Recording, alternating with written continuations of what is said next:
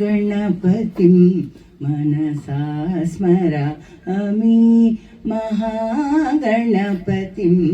मनसा स्मरामि वसिष्ठवामदेवादिवन्दित महागणपतिं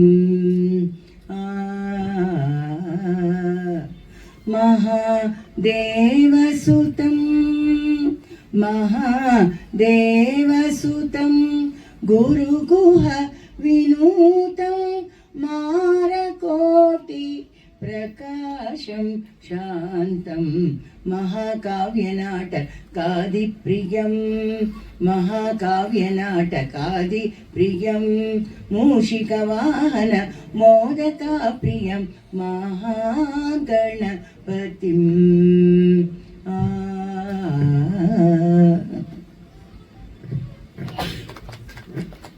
ಮತ್ತೊಮ್ಮೆ ಸ್ವಾಗತ. ಸಂಕೀರ್ತನ ಚಿತ್ರದ ಕೆಲವು ತುಣುಕುಗಳನ್ನು ಈಗ ನೋಡಿದ್ರಿ. ಸಂಕೀರ್ತನ ಹೆಸರೇ ಹೇಳುವಂತೆ ಭಕ್ತಿ ಪ್ರಧಾನ ಸಂಗೀತವನ್ನು ಒಳಗೊಂಡಂತಹ ಚಿತ್ರ. ಕೀರ್ತನ ಅಂದರೆ ಸಂಗೀತ, ಸಂಕೀರ್ತನ ಅಂತಂದರೆ ಒಂದು ರೀತಿ ಎಲ್ಲರೂ ಸೇರಿ ಕೀರ್ತನೆಯನ್ನು ಮಾಡುವುದು, ಜೊತೆಗೆ ನರ್ತನವನ್ನು ಮಾಡುವುದು ಅನ್ನೋ ಒಂದು ಅರ್ಥ ಇದೆಯಂತೆ. ಸೊ ಈ ಸಂಕೀರ್ತನದಲ್ಲಿ ನಾವು ಆಯ್ಕೆ ಮಾಡಿಕೊಂಡಂಥ ಕಥಾವಸ್ತು ವಿಜಯನಗರ ಕಾಲದ್ದು. ವಿಜಯನಗರದ ಕೃಷ್ಣದೇವರಾಯನ ಕಾಲ ಅತ್ಯಂತ ಸಮೃದ್ಧ, ಐಶ್ವರ್ಯಭರಿತ, ಸಂಪತ್ಭರಿತವಾದಂಥ, ಜಗತ್ಪ್ರಸಿದ್ಧವಾದಂತಹ ಕಾಲ. ಆದರೆ ಆ ಕಾಲ ಬರೀ ಭೌತಿಕ ಸಂಪತ್ತಿಗೆ ಮಾತ್ರ ಪ್ರಸಿದ್ಧಿ ಆಗಿರದೆ ಆಧ್ಯಾತ್ಮ ಸಂಪತ್ತಿಗೆ ಕೂಡ ಅತ್ಯಂತ ಪ್ರಸಿದ್ಧವಾದಂಥ ಕಾಲ. ಯಾಕೆಂದರೆ ಆ ಕಾಲದಲ್ಲೇ ಒಂದು ರೀತಿಯ ಈ ಭಕ್ತಿ ಪರಂಪರೆ, ವಚನ ಸಾಹಿತ್ಯದ ನಂತರ ಸುಮಾರು 300 ವರ್ಷ ಕಳೆದ ನಂತರ ದಾಸ ಸಾಹಿತ್ಯದ ಪರಂಪರೆ ಅತ್ಯಂತ ಉಚ್ಛ್ರಾಯ ಸ್ಥಿತಿಯಿಂದ ಆರಂಭವಾದಂಥ ಕಾಲ ಕೃಷ್ಣದೇವರಾಯನ ಕಾಲ. ಅಲ್ಲಿದ್ದಂಥ ರಾಜಗುರುಗಳಾದ ವ್ಯಾಸತೀರ್ಥರು, ಅವರ ಬಳಿಗೆ ಬಂದಂಥ ಪುರಂದರದಾಸರು, ಕನಕದಾಸರು, ವಾದಿರಾಜರು, ಇವರುಗಳೆಲ್ಲ ದಾಸ ಪರಂಪರೆಯ ಅತ್ಯಂತ ಒಂಥರ ರತ್ನಗಳಿದ್ದಂತೆ ಅನ್ನೋದು ತಮಗೆಲ್ಲ ಗೊತ್ತಿದೆ. ಸೊ ಈ ಕಥಾವಸ್ತುವಿನಲ್ಲಿ ನಾವು ಒಂದು ಕಾಲವನ್ನು, ಅಂದರೆ ಆ ಕಾಲದಲ್ಲಿ ಇದ್ದಂಥ ಮಹಾತ್ಮರುಗಳ ಚರಿತ್ರೆ ಏನೇನು ನಮಗೆ ದೊರಕಿದೆಯೋ, ಮುಖ್ಯವಾಗಿ ಭಕ್ತ ವಿಜಯ ಸುಮಾರು 100 ವರ್ಷಗಳ ಹಿಂದೆ ಪ್ರಕಟವಾದಂಥ ಗ್ರಂಥ, ಬೇಲೂರು ಕೇಶವದಾಸರು ಬರೆದದ್ದು. ಆ ಭಕ್ತ ವಿಜಯದಲ್ಲಿ ಸುಮಾರು ಈ ಹರಿದಾಸರ ಚರಿತ್ರೆಗಳು, ಅವರ ಕೃತಿಗಳು, ಅವರು ಪರಸ್ಪರ ಸೇರಿದಾಗ ನಡೆದಂಥ ಮಹಿಮೆಗಳು, ಇವುಗಳೆಲ್ಲ ಒಂದನ್ನು ದಾಖಲಿಸಿದ್ರು. ಸೊ ಇದೆಲ್ಲ ನಾನು ಬಹಳ ಹಿಂದೆ ಓದಿ ಬಹಳ ಪ್ರಭಾವಿತನಾಗಿದ್ದಂಥ ಕೃತಿ. ಹಾಗಾಗಿ ದಾಸ ಸಾಹಿತ್ಯದ ಬಗ್ಗೆ ನಮ್ಮದೇ ಆದಂಥ ಒಲವನ್ನು ಬೆಳೆಸ್ಕೊಂಡಿದ್ವಿ. ಸೊ ಈ ಸಂದರ್ಭದಲ್ಲಿ ಸುಮಾರು ಒಂದು ಆಲ್ಮೋಸ್ಟ್ 10 ವರ್ಷ ಆಯಿತಾ, 12 ವರ್ಷ ಆಯಿತಾ, 15 ವರ್ಷದ ಹಿಂದೆ, ಸುಮಾರು 15 ವರ್ಷದ ಹಿಂದೆ ನಾನು ಆಗ ಒಂದು ಹೆಳವನಗಟ್ಟೆ ಗಿರಿಯಮ್ಮ ಅಂತ ಒಂದು ಸೀರಿಯಲ್ ಬರೆದೆ. ಅದು ಬಹಳ ಜನಪ್ರಿಯ ಆಗಿತ್ತು. ಹಾಗಾಗಿ ದಾಸ ಸಾಹಿತ್ಯದ ಬಗ್ಗೆ ನೋಡುವಂಥ ಒಲವು ನಮ್ಮ ಸಂಸ್ಕೃತಿನಲ್ಲಿ ಜನರಲ್ಲಿ ಇದೆ. ಆದರೆ ರಾಜ್ಕುಮಾರ್ ಅವರು ಮಾಡಿದಂಥ ಚಿತ್ರಗಳು, ಅವಾಗ ಭಕ್ತ ಕನಕದಾಸ ಆಗಲಿ, ಪುರಂದರದಾಸ, ನವಕೋಟಿ ನಾರಾಯಣ ಇತ್ಯಾದಿ ಕಥೆಗಳಾಗಿ ಸುಮಾರು ಒಂದು 5 ದಶಕಗಳೇ ಕಳೆದೋಗಿತ್ತು. ಆನಂತರ ಅಂಥದ್ದೊಂದು ಪ್ರಯತ್ನ ನಡೆದಿರಲಿಲ್ಲ. ಸೊ ನಾವಾಗ ಇವರು ದಾಸ ಸಾಹಿತ್ಯದ ಬಗ್ಗೆ ಪದ್ಮಕಲ ಅವರಿಗೆ ತುಂಬ ಒಲವಿತ್ತು. ಸೊ ಏನಾದರೂ ದಾಸ ಸಾಹಿತ್ಯದಲ್ಲಿ ನಾವೇನಾದ್ರು ಮಾಡ್ಬೋದಾ ಅನ್ನೋ ಥರದಲ್ಲಿ ಒಂದಿನ ನಾವು ಅದ್ರ ಬಗ್ಗೆ ಭೇಟಿ ಆದ್ವಿ, ಮಾತಾಡಿದ್ವಿ. ನಮ್ಮನೆಗೆ ಬಂದರು. ಆವಾಗ ನಮಗೆ ಈ ಥರದಕ್ಕೆ ಎಲ್ಲಿ ಅವಕಾಶ, ಅಂದರೆ ಯಾವುದನ್ನ ಚಾನಲ್ಗಳಲ್ಲಿ TV ಸೀರಿಯಲ್ ಪ್ರಕಾರ ಥರ ಒಂದು ಭಕ್ತ ವಿಜಯ ಆಧಾರ ಇಟ್ಕೊಂಡೆ ಸುಮಾರು ಭಕ್ತರ ಕಥೆಗಳನ್ನು ಮಾಡ್ಬೋದು ಅಂತ ಒಂದು ಅಭಿಪ್ರಾಯ ಇತ್ತು. ಆ ಪ್ರಯತ್ನದಲ್ಲಿ ಹಾಗಾಗಿ ನಾವೊಂದು ಚಾನಲ್ಗೆ ಹೋಗಿ ಅದನ್ನು ಭೇಟಿಯಾಗಿ ಅದರ ಬಗ್ಗೆ ಪ್ರಸ್ತಾಪ ಮಾಡಿದ್ವಿ. ಅವರು ಉತ್ಸಾಹದಿಂದ ಅದಕ್ಕೆ ಮಾಡಿ ಅಂತಂದರು. ಆದರೆ ಅದರ ಮಾರ್ಕೆಟಿಂಗು ಇತ್ಯಾದಿಗಳ ಜವಾಬ್ದಾರಿ ಎಲ್ಲ ನಾವೇ ತಗೊಳ್ಬೇಕಾದಂಥ ಪರಿಸ್ಥಿತಿ. ಅವಾಗ ಬಹಳ ಕಷ್ಟ ಅಂತ ಅನ್ನಿಸ್ತು ನಮಗೆ. ನಾವುಗಳು ಸೇರಿ ಆ ಥರದ ಮಾರ್ಕೆಟಿಂಗ್ ಮಾಡೋದಾಗಲಿ ಇತ್ಯಾದಿ ಮಾಡೋದು ಕಷ್ಟ. ಹಾಗಾಗಿ ಆ ಯೋಜನೆ ಬಿಡ್ತು. ಆಗ ಇವರು ಏನಾದರೂ ನಾಟಕನಾದ್ರೂ ಮಾಡ್ಬೋಣ ಅಂತ ಒಂದು ಮಾತಂದ್ರು. ಅದೊಂಥರ ಕಷ್ಟ. ನಾಟಕ ಸುಮಾರು ತಿಂಗಳಗಟ್ಟಲೆ RSL ಮಾಡಿ ಒಂದು ಶೋ ಮಾಡೋದು, ಅದು ಇನ್ನೊಂಥರ ಕಷ್ಟ. ಅಯ್ಯೋ ಸಿನಿಮಾನೇ ಮಾಡೋಣ ಬಿಡ್ರಿ ಅನ್ನೋ ಥರ ಆಡಿದ ಮಾತನಾಡ, ಸಿನಿಮಾನೇ ಮಾಡ್ಬೋಣ ಬಿಡ್ರಿ ದಾಸರ ಕುರಿತು ಅಂತ ಅಂದ ಮಾತು. ಅದು ಎಲ್ಲೋ ಒಂದು ಕಡೆ ಅವತ್ತಿನ ಸಂದರ್ಭವೋ ಸನ್ನಿವೇಶವೋ ಅಥವಾ ಹಿರಿಯರ ಆಶೀರ್ವಾದವೋ ಆ ಮಾತು ಸತ್ಯ ಆಗಿದೆ, ಇವತ್ತು ಸತ್ಯ ಆಗಿದೆ. ಅದಕ್ಕೆ ಮುಂಚೆ ನಮಗೆ ಇದು ನೆನೆಸ್ಕೊಳ್ಳೇಬೇಕು. ಈ ಒಂದು ಪರಂಪರೆಯಲ್ಲಿ ಆ ಸಂದರ್ಭ ಬಹುಶಃ ನಾನು ಕೂಡ ನಿರೀಕ್ಷೆ ಮಾಡಿರಲಿಲ್ಲ. ನನ್ನ ದಾಸಾಹಿತ್ಯದ ಬಗ್ಗೆ ಒಂದು ಸಿನಿಮಾ ಬರೀದಿಂತ ಆ ಟೈಮ್ನಲ್ಲೇ ಮಧುಸೂದನ ಹೊರದಾರ್ ಮಾಡಿದ ಜಗನ್ನಾಥ ದಾಸರಿಗೆ ಬರೆಯುವಂಥ ಅವಕಾಶ ಸಿಗ್ತಾ ನನಗೆ. ಯಾವಾಗ ಜಗನ್ನಾಥ ದಾಸರು ತುಂಬ ಅದ್ಭುತವಾದ ಯಶಸ್ಸನ್ನು ಗಳಿಸ್ತು. ಹಾಗಾಗಿ ನಮಗವಾಗ ಅನಿಸಿದ್ದು, ಇಲ್ಲ ಜನ ಸ್ವೀಕರಿಸೋರು ಇದ್ದಾರೆ, ನಾವು ಮಾಡಬೇಕಷ್ಟೇ ಅನ್ನೋ ಥರದ್ದು ಒಂದು ಇನ್ನು ಸ್ವಲ್ಪ ನಮಗೆ ಮುಂದಿನ ಹಂತಕ್ಕೆ ಹೋಗೋದಕ್ಕೆ ಒಂಥರ ಉತ್ಸಾಹನೂ ಬಂತು. ಜಗನ್ನಾಥ ದಾಸರಲ್ಲಿ ನಾನು ಬರೆದೆ, ಇವರು ಪಾತ್ರ ವಹಿಸಿದ್ರು, ವಿಜಯ ಭಾಸ್ಕರ್ ಜೊತೆಗಿದ್ರು. ಅದರಲ್ಲಿ ಕಾಸ್ಟ್ಯೂಮ್ಸು ಮತ್ತು ಆರ್ಟ್ ವರ್ಕು, ಆರ್ಟ್ ಡೈರೆಕ್ಷನ್ ಎಲ್ಲ ಕೆಲಸವನ್ನು ಪದ್ಮಕಾಲ್ ಅವ್ರು ಮಾಡಿದ್ದಾರೆ. ಸೊ ಹೀಗಾಗಿ ಎಲ್ಲೋ ಒಂದು ಕಡೆ ನಾವು ಈ ಕತೆ ನಾವು ಯಾವಾಗ 15 ವರ್ಷದಿಂದ ಯೋಚನೆ ಮಾಡಿದ್ದು ಎಲ್ಲ ದಾಸರು, ಯಾಕಂದ್ರೆ ಅವರು ಒಂದೊಂದೇ ದಾಸರ ಚರಿತ್ರೆಯನ್ನು ಮಾಡೋ ಪ್ಲ್ಯಾನಲ್ಲಿ ಮುಂದುವರಿತಾ ಇದ್ದಾರೆ. ಸೊ ಹಾಗಾಗಿ ನಾನು ಒಂದೊಂದೇ ದಾಸ ಚರಿತ್ರೆ ಬದಲು ಒಂದು ಕಾಲಘಟ್ಟದಲ್ಲಿ ಇದ್ದಂಥವ್ರು. ಸೊ ಹಾಗಾಗಿ ಅಲ್ಲಿ ಹಂಪೆ ಮತ್ತು ಬೇಲೂರು ಈ ಎರಡರ ಕ್ಷೇತ್ರ ಒಂದೇ ಸಂದರ್ಭದಲ್ಲಿ ಇದ್ದಂಥವ್ರು. ವೈಕುಂಠದಾಸರು ಅದೇ ಸಂದರ್ಭದಲ್ಲಿ ಇದ್ರು, ಅವರು ಬೇಲೂರಿನಲ್ಲೇ ಇರೋರು. ಆದರೆ ಅವರ ಬಳಿ ಈ ಪುರಂದರದಾಸರು ಮತ್ತೆ ಕನಕದಾಸರು, ವಾದಿರಾಜರು ಇವರೆಲ್ಲ ವೈಕುಂಠದಾಸರನ್ನು ಭೇಟಿ ಮಾಡ್ತಾರೆ. ಅಂದ್ರೆ ನಮಗೆ ಆ ಒಂದು ಕಾಲದ ಸ್ಥಿತಿ ಭಕ್ತಿ ಪಂಥ ಹೇಗಿತ್ತು ಅಂತಂದ್ರೆ, ಒಂದು ರೀತಿ ಅಲ್ಲಿ ಅವರವರ ಫಿಲಾಸಫಿ ಬೇರೆ ಇರ್ಬೋದು, ಅವರವರ ಸಿದ್ಧಾಂತಗಳು ಬೇರೆ ಇರ್ಬೋದು, ಆದರೆ ಭಕ್ತಿ ಅನ್ನೋ ಸಿದ್ಧಾಂತದಲ್ಲಿ ಮಾತ್ರ ಪರಸ್ಪರ ಎಲ್ಲರೂ ಒಂದಾದರು, ಎಲ್ಲರೂ ಪರಸ್ಪರ ಒಬ್ಬರನ್ನೊಬ್ಬರು ಗೌರವಿಸ್ತಾ ಇದ್ದಂತು. ಸೊ ಹಾಗಾಗಿ ಅಲ್ಲಿ ಜಾತಿ ಮತ ಪಂಥ ಇವುಗಳನ್ನು ಮೀರಿ ಭಕ್ತಿಯನ್ನು ಒಂದೇ ಒಂದು ಪಂಥದಲ್ಲಿ ಅವರೆಲ್ಲ ಭಕ್ತರು ಒಂದಾಗಿದ್ದರು. ಇದನ್ನೇ ವ್ಯಾಸನಕೆರೆ ಪ್ರಬಂಧನಾಚಾರ್ಯರು ನಮ್ಮ ಚಿತ್ರದ ಬಗ್ಗೆ ಹೇಳಿದಂಥ ಅಭಿಪ್ರಾಯ ನಿಜವಾದ, ಅದನ್ನು ಯಾವಾಗಲೂ ನಾವು ನೆನೆಸ್ಕೊಳ್ಳುವಂಥದ್ದು, ಭಗವಂತ ಜಾತ್ಯತೀತ. ಯಾಕೆಂದ್ರೆ ಅವನು ಎಲ್ಲ ಜನಾಂಗಕ್ಕೂ ಅವನು ಗಾಳಿ ಬೆಳಕು ನೀರು ಕೊಟ್ಟಿದ್ದಾನೆ. ಹಾಗೆ ಭಕ್ತರು ಜಾತ್ಯತೀತರು, ಯಾಕೆಂದ್ರೆ ಅವರಿಗೆ ಭಗವಂತ ಒಬ್ಬನೇ ಬೇಕು. ಈ ಥರದೊಂದು ನಮ್ಮ ವ್ಯಾಸನಕೆರೆ ಪ್ರಬಂಧನವರಿಗೆ ಕನಕಶ್ರೀ ಪ್ರಶಸ್ತಿ 2 ವರ್ಷದ ಹಿಂದೆ ಕನಕಶ್ರೀ ಪ್ರಶಸ್ತಿ ಕೊಟ್ಟರು. 5 ಪುಸ್ತಕಗಳು ಕನಕದಾಸರ ಬಗ್ಗೆ ಬರೆದಿದ್ದಾರೆ. ಸೊ ಹೀಗಾಗಿ ನಮ್ಮ ಚಿತ್ರಕ್ಕೆ ಎಲ್ಲೋ ಒಂದು ಕಡೆ ಒಂದು ಕಾಲದ ಒಂದು ಕರ್ನಾಟಕದಲ್ಲಿ ಬೆಳೆದಂಥ ಒಂದು ಮಹಾಪರಂಪರೆ, ಇದು ನಮ್ಮ ಹಳೆಯ ಪುರಾಣಗಳಲ್ಲೂ ಅದರ ಪ್ರಸ್ತಾಪ ಬರುತ್ತೆ. ಈ ಭಕ್ತಿ ಮತ್ತು ಜ್ಞಾನ ಅನ್ನೋದು ದ್ರವಿಡದಲ್ಲಿ ಹುಟ್ಟಿತು, ಕರ್ನಾಟಕದಲ್ಲಿ ಬೆಳೀತು ಅಂತ ಒಂದು ಸ್ತೋತ್ರ ಇದೆ. ಹಾಗಾಗಿ ಅದಕ್ಕೆ ಐತಿಹಾಸಿಕ ಸಾಕ್ಷಿ ಕೂಡ ನಮ್ಮಲ್ಲಿ ವಚನ ಚಳವಳಿ ಮತ್ತು ದಾಸರ ಸಾಹಿತ್ಯದ ಚಳವಳಿ. ಸೊ ಈ ಥರದಲ್ಲಿ ಇದನ್ನೊಂದು ದಾಖಲಿಸುವ ಒಂದು ಉದ್ದೇಶದಿಂದ ಈ ಚಿತ್ರವನ್ನು ಮಾಡಿದ್ದೇವೆ. ಇದರಲ್ಲಿ ಹಾಗಾಗಿ ಅಷ್ಟು ಪಾತ್ರಗಳು ಸುಮಾರು 7, ಇದ್ರ ಜೊತೆಗೆ ಕುಮಾರವ್ಯಾಸನ ಪಾತ್ರವನ್ನು ತಂದೆ. ಯಾಕಂದ್ರೆ ಕುಮಾರವ್ಯಾಸ ಕೂಡ ಭಕ್ತಿ ಕವಿ ಅಂತಾನೆ ಕರೆಸ್ಕೊಂಡು, ಆತನ ಕರ್ನಾಟಕ ಭಾರತ ಕಥಾಮಂಜರಿ ಭಕ್ತಿ ಶ್ರೇಷ್ಠ ಭಕ್ತಿ ಕವಿ ಅಂತಾನೆ ಕರೀತಾರೆ. ಹಾಗಾಗಿ ಕುಮಾರವ್ಯಾಸನು ಅದೇ ಆಸುಪಾಸಿನ ಕಾಲ, ಸ್ವಲ್ಪ ವಿದ್ವಾಂಸರ ಬಗ್ಗೆ ಒಂದು 20 ವರ್ಷ 30 ವರ್ಷದ ಬಗ್ಗೆ ಜಿಜ್ಞಾಸೆಗಳಿದೆ, ಆದರೆ ಅದೇ ಕಾಲ ಅನ್ನೋದು ಬಗ್ಗೆ ಯಾರಿಗೇನು ಅನುಮಾನ ಇಲ್ಲ. ಸೊ ಹಾಗಾಗಿ ಕುಮಾರವ್ಯಾಸಂದು ಒಂದು ಸಣ್ಣ ಪ್ರಸ್ತಾಪವನ್ನ ಇದರಲ್ಲಿ ತಂದು ಆ ಕಾಲಘಟ್ಟದಲ್ಲಿ ಇದ್ದಂಥ ಎಲ್ಲ ಶ್ರೇಷ್ಠರ ಕೃತಿಗಳು ಮತ್ತೆ ಅವರ ಮಹಿಮೆಗಳು ಇವೆಲ್ಲವನ್ನು ಒಂದು ಸೂತ್ರದಲ್ಲಿ ಹೆಣೆಯುವಂಥ ಒಂದು, ಅದಕ್ಕೆ ಬೇಕಾದಂಥ ಒಂದು ಕಥಾ ಕಲ್ಪನೆಯನ್ನು ನಾವು ಮಾಡ್ಕೊಂಡ್ವಿ. ಅದಕ್ಕೋಸ್ಕರ ಹಂಪೆಗೆ ಬರೋ ವ್ಯಾಪಾರಿಗಳು, ನವರಾತ್ರಿ ಸಂದರ್ಭದಲ್ಲಿ ಹಂಪೆಗೆ ವ್ಯಾಪಾರಿಗಳು ಬರ್ತಾರೆ. ಹಾಗಾಗಿ ಅದನ್ನು ಒಂದು ಐತಿಹಾಸಿಕವಾಗಿ ಶುರು ಮಾಡ್ತೀವಿ ಕಥೆನ. ಪೋರ್ಚುಗೀಸ್ ವ್ಯಾಪಾರಿ ಡೊಮಿಂಗೋ ಪಯಸ್ ಹಂಪೆಗೆ ಬರ್ತಾನೆ. ಅವನು ಮೊದಲು ದಾಖಲಿಸ್ತಾನೆ ಇಡೀ ಹಂಪೆ ಮತ್ತು ವಿಜಯನಗರ ಕೃಷ್ಣದೇವರಾಯನ ಕಾಲವನ್ನ ದಾಖಲಿಸಿದವನೇ ಡೊಮಿಂಗೋ ಪಯಸ್ ಫಸ್ಟ್. ಅವನ ನಂತರ ನಮ್ಗೆ ಇಂಥ ಅದ್ಭುತ ನಮ್ಮ ವಿಜಯನಗರ ಅನ್ನೋದು ಗೊತ್ತಾಗಿದ್ದೆ ಅವನ ಮೂಲಕ. ಸೊ ಹಾಗಾಗಿ ಅವನ ಪ್ರಸ್ತಾಪದಿಂದಾನೇ ಈ ಕಥೆ ಶುರು ಮಾಡ್ತೀವಿ. ಆಗ ಅವನು ಹೇಳ್ತಾನೆ, ಜಗತ್ತಿನಲ್ಲಿ ಸಿಗದೇ ಇರೋ ಎಲ್ಲಾ ವಸ್ತುಗಳು ಈ ಹಂಪೆನಲ್ಲಿ ಸಿಗುತ್ತೆ ಅಂತಾನೆ. ರೋಮ್ ನಂತರ ಅತ್ಯಂತ ಪ್ರಸಿದ್ಧವಾದ ಅತ್ಯಂತ ಬೃಹತ್ತು ಮತ್ತು ದೊಡ್ಡ ಸಾಮ್ರಾಜ್ಯ ಅಂದ್ರೆ ವಿಜಯನಗರ ಅಂತ ಡೊಮಿಂಗೋ ಪಯಸ್ ಬರೀತಾನೆ ಒಂದು ದಾಖಲಿನಲ್ಲಿ. ಸೊ ಹಾಗಾಗಿ ಅದನ್ನೆಲ್ಲ ಒಂಚೂರು ಪ್ರಸ್ತಾಪ ಇಲ್ಲಿ ತಂದಿದ್ದೀವಿ, ಅಲ್ಲಲ್ಲೇ ಹೇಳಿದ್ದೀವಿ. ಸೊ ಈ ರೀತಿನಲ್ಲಿ ಇಡೀ ಇದನ್ನು ಸುಮಾರು ಇದಕ್ಕೆ ಮುಖ್ಯವಾಗಿ ನಮಗೆ ಸಂಗೀತನೇ ತುಂಬಾ ಮುಖ್ಯವಾಗಿ ಬೇಕಾಗಿತ್ತು. ಅದನ್ನ ಪ್ರವೀಣ್ ಡಿ ರಾವ್ ಅವರು ಕಟ್ಕೊಟ್ರು. ಸುಮಾರು 15 ಕೀರ್ತನೆಗಳು ಈ ಚಿತ್ರದಲ್ಲಿ ಇದೆ. ಎಲ್ಲರದ್ದು 1, 2, ಕೆಲವರದ್ದು 3, ಈ ತರ ಒಂದು 15 ಕೀರ್ತನೆಗಳು. ಅದ್ರ ನಡುವೆ ಒಂದು ಕಥೆಯನ್ನ ಮಧ್ಯದಲ್ಲಿ ಅದೊಂದು ಸೂತ್ರ, ಇಡೀ ಕಥೆನ ಹೆಣೆಯೋಕ್ಕೋಸ್ಕರ ಒಂದು ಸೂತ್ರ ಮಾಡಿಕೊಂಡು ವ್ಯಾಪಾರಿಗಳ ಮೂಲಕ ಇಡೀ ಕಥೆಯನ್ನ ಹೇಳ್ಕೊಂಡು ಬಂದಿದ್ದೀವಿ. ಸೊ ಹಾಗಾಗಿ ಸಂಗೀತ, ಭಕ್ತಿ ಮತ್ತೆ ಇತಿಹಾಸ ಈ ಎಲ್ಲವನ್ನೂ ಒಳಗೊಂಡಂತ ಒಂದು ಅಪ್ಪಟ ಕನ್ನಡ ಸಂಸ್ಕೃತಿಯ ಚಿತ್ರ. ಇಷ್ಟು ನಾನು ಹೇಳ್ಬಲ್ಲೆ.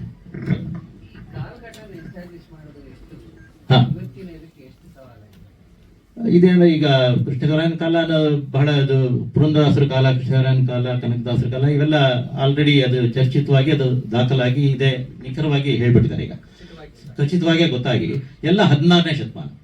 ಸೊ 16ನೇ ಶತಮಾನದ ಕಾಲಘಟ್ಟ. ಇಲ್ಲೇನಂದ್ರೆ ನಮಗೆ ಒಂದೇ ಒಂದು ಸಮಸ್ಯೆ ಇದ್ದಿದ್ದು ಕುಮಾರವ್ಯಾಸನ ಬಗ್ಗೆ. ಯಾಕಂದ್ರೆ ಕುಮಾರವ್ಯಾಸನ್ ಬಗ್ಗೆ ಏನಾಯ್ತು, ಆತ ಇನ್ನೊಂದು 30-40 ವರ್ಷ ಹಿಂದಿನವನು ಅನ್ನೋದೊಂದು ಇದಿದೆ.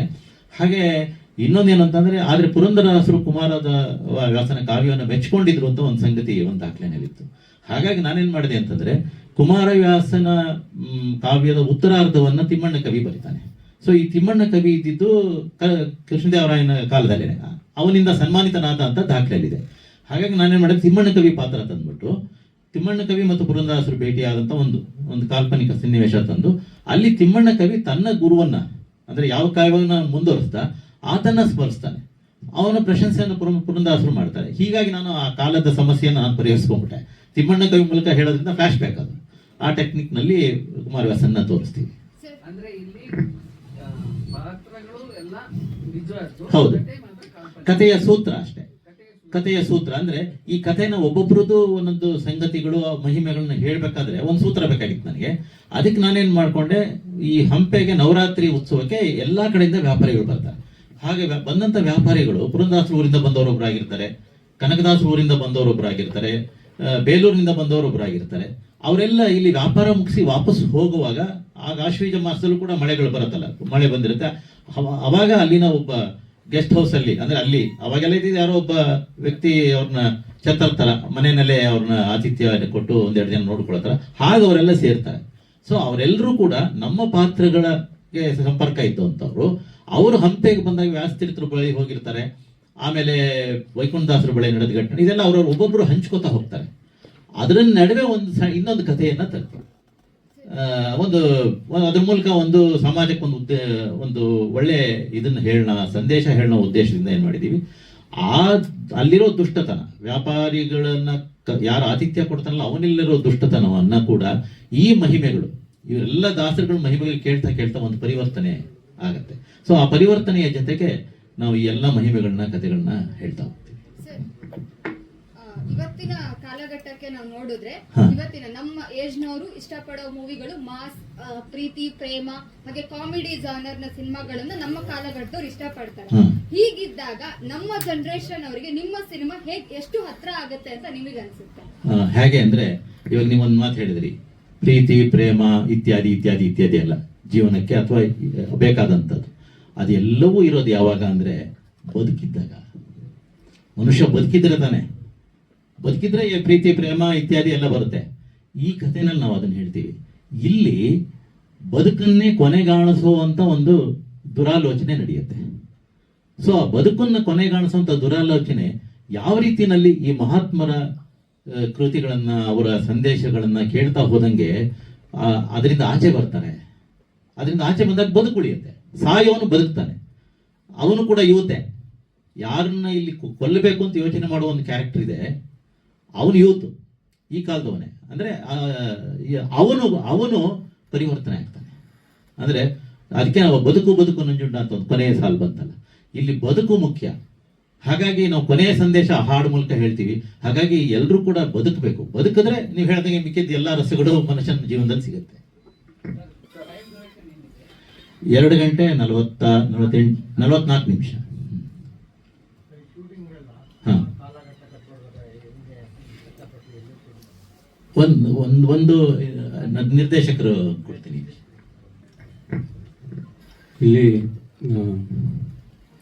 ಮುಖ್ಯವಾಗಿ ನಾವು ಈ ಮಠದ ವಿಷಯವಾಗಿ, ಅಂದರೆ ಯತಿಗಳ ವಿಷಯಗಳನ್ನು ತಂದಾಗ ಅಲ್ಲಿ ನಮಗೆ ಇವತ್ತಿಗೆ ಯಾವುದೇ ಜಾಗಕ್ಕೆ ಹೋದ್ರೂ ನಮಗೆ ಅನುಕೂಲವಾದ ಒಂದು ಸ್ಥಳ ಸಿಗೋದು ಕಷ್ಟ. ಹಾಗಾಗಿ ಒಂದು ಸೆಟ್ನ ನಾವು ರೆಡಿ ಮಾಡ್ಕೊಂಡ್ವಿ. ಇದಕ್ಕೆ ಮುಂಚೆ ನಾನು ಕಲಾಗಂಗೋತ್ರಿ ಮಂಜು ಈ ಸಿನಿಮಾಕ್ಕೆ ನಿರ್ದೇಶನ ಮಾಡಿದ್ದೀನಿ. ಆ ಸೆಟ್ನಲ್ಲಿ ನಾವು ಹಿಂದಿನ ಒಂದು ಅಂದರೆ ಹೀಗಿದ್ದಿರಬಹುದು ಅನ್ನೋ ಒಂದು ಕಲ್ಪನೆ, ಮತ್ತು ಹಲವಾರು ಈ ನಮಗೆ ಸಿಕ್ಕುವ ಬೇರೆ ಬೇರೆ ಇದರಿಂದ ಅದನ್ನು ನೋಡಿ ನಾವೊಂದು ಅಂದರೆ ಎಲ್ಲರೂ ಒಪ್ಪುವಂತಹ ಒಂದು ಸೆಟ್ ಹಾಕ್ಕೊಂಡು ಅಲ್ಲಿ ನಾವು ಅದನ್ನು ಶೂಟ್ ಮಾಡಿದ್ದೀವಿ. ಮತ್ತು ಹೊರಗಿನ ಒಂದೇ ಒಂದು ದೃಶ್ಯ ನಾವು ಔಟ್ಡೋರಲ್ಲಿ ಮಾಡಿದ್ದೀವಿ. ಅದು ನಾವು ಹಂಪೆ ಹತ್ತಿರನೇ ಆನೆಗೊಂದಿಯಲ್ಲಿ ಮಾಡಿದ್ದೀವಿ. ಆ ನದಿಯ ಪಕ್ಕದಲ್ಲಿ ಒಂದು ದೃಶ್ಯನ ಮಾಡಿದ್ದೀವಿ. ಇದು ಆದಷ್ಟು ನಾವು ಆ ದಿನಗಳಿಗೆ ಹೋಗೋ ಪ್ರಯತ್ನ ಮಾಡಿದ್ದೀವಿ. ಅದು ನೋಡಿದ ಅಂದರೆ ಇಲ್ಲಿವರೆಗೆ ನೋಡಿದ ಕೆಲವು ಹಿರಿಯರು ಅದರ ಬಗ್ಗೆ ಸಾಕಷ್ಟು ಒಳ್ಳೆಯ ಅಭಿಪ್ರಾಯಗಳನ್ನು ಕೊಟ್ಟಿದ್ದಾರೆ. ಅಂದರೆ ನಾವು ಆ ಕಾಲಕ್ಕೆ ಹೋದ ಹಾಗೆ ನಮಗೆ ಅನ್ನಿಸ್ತು ಅಂತ. ಸೊ ಎಲ್ಲರೂ ಹಿರಿಯರೇ ಆದ್ದರಿಂದ ಒಂದು ಲೆಕ್ಕಕ್ಕೆ ನಾವು ಅದನ್ನು ಒಪ್ಕೋಬೋದೇನೋ ಅಂತ.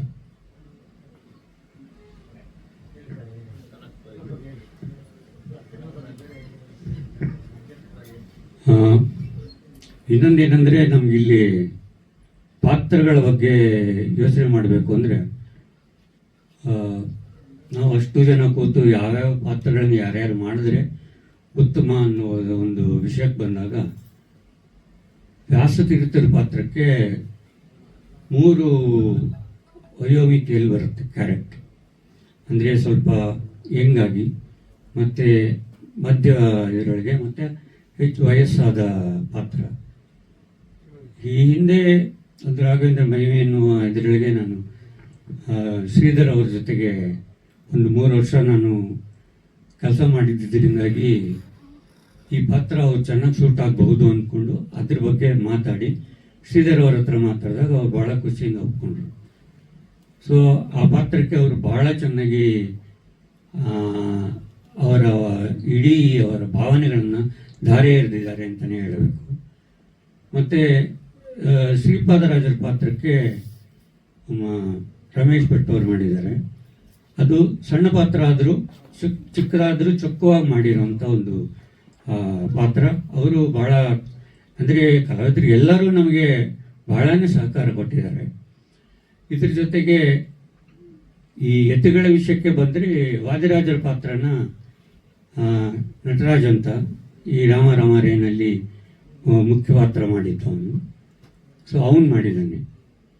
ಮತ್ತು ಪುರಂದರದಾಸರ ಪಾತ್ರಕ್ಕೆ ನಾಯಕ್ ಅವರು, ವಿಜಯಾನಂದ್ ನಾಯಕ್ ಅವರು ಮಾಡಿದ್ದಾರೆ. ಕನಕದಾಸನ ಪಾತ್ರಕ್ಕೆ ಅಜಯ್ ರಾಜ್, ಅಂದರೆ ನಂಜುಂಡ ಅಂತ ಮುಕ್ತದಲ್ಲಿ ಸಾಕಷ್ಟು ಹೆಸರು ಮಾಡಿದ ನಂಜುಂಡ ಕನಕದಾಸರ ಪಾತ್ರ ಮಾಡಿದ್ದಾರೆ. ಇನ್ನು ಎಲ್ಲರಿಗೂ ಗೊತ್ತಿರುವಂಥದ್ದು ರಾಮಕೃಷ್ಣ ಅವರು ವೈಕುಂಠದಾಸರ ಪಾತ್ರ ಮಾಡಿದ್ದಾರೆ. ಅಷ್ಟು ಜನ ಪಾತ್ರ ಮಾಡಿದ್ದಾರೆ ಅನ್ನೋಕ್ಕಿಂತ ಪಾತ್ರದಲ್ಲಿ ಇದ್ದಾರೆ ಅನ್ನೋದು, ಅಂದರೆ ಅವರೇ ಪಾತ್ರವಾಗಿ ನಮಗೆ ಕಾಣಿಸ್ಕೊಳ್ತಾರೆ. ಅಷ್ಟು ಮಟ್ಟಿಗೆ ನಮಗೆ ಅಲ್ಲಿ ಆ ಭಾವನೆಗಳನ್ನ ಹೊರಗೆ ತರ್ತಾರೆ. ಸೊ ಇದು ನನಗೆ ಬಹಳ, ಅಂದರೆ ನನ್ನ ಬಹಳಷ್ಟು ಶ್ರಮ ಕಮ್ಮಿ ಆಗಿದ್ದೇನೆ ಅವರ ಇನ್ವಾಲ್ವ್ಮೆಂಟು. ಸೊ ಇದರಿಂದ ನಾನೇನೋ ಮಾಡಿದ್ದೀನಿ ಅನ್ನುವ ಫೀಲಿಂಗಿಂತ ನನಗೆ ಒಟ್ಟಾರೆ ನಾವು ಎಲ್ಲರೂ ಸೇರಿ ಏನೋ ಒಂದು ಒಳ್ಳೆಯ ಕೆಲಸ ಮಾಡಿದ್ದೀವಿ ಅನ್ನೋ ಒಂದು ತೃಪ್ತಿ ಇದೆ.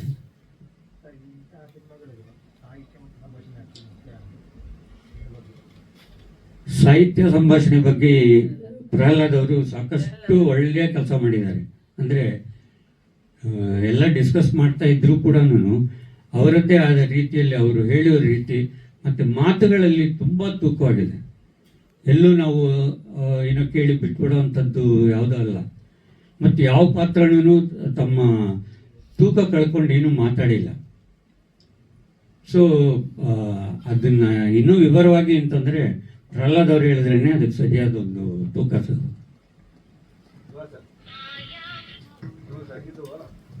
ವ್ಯಾಸತೀರ್ಥರು, ಶ್ರೀಪಾದರಾಜರು, ಕನಕದಾಸರು, ಪುರಂದರ ಅಂದರೆ ಈ ಪರ್ಟಿಕ್ಯುಲರ್ ಟೈಮಲ್ಲೇ ವಿಜಯನಗರ ಸಾಮ್ರಾಜ್ಯ ಪತನ ಆಗುತ್ತೆ.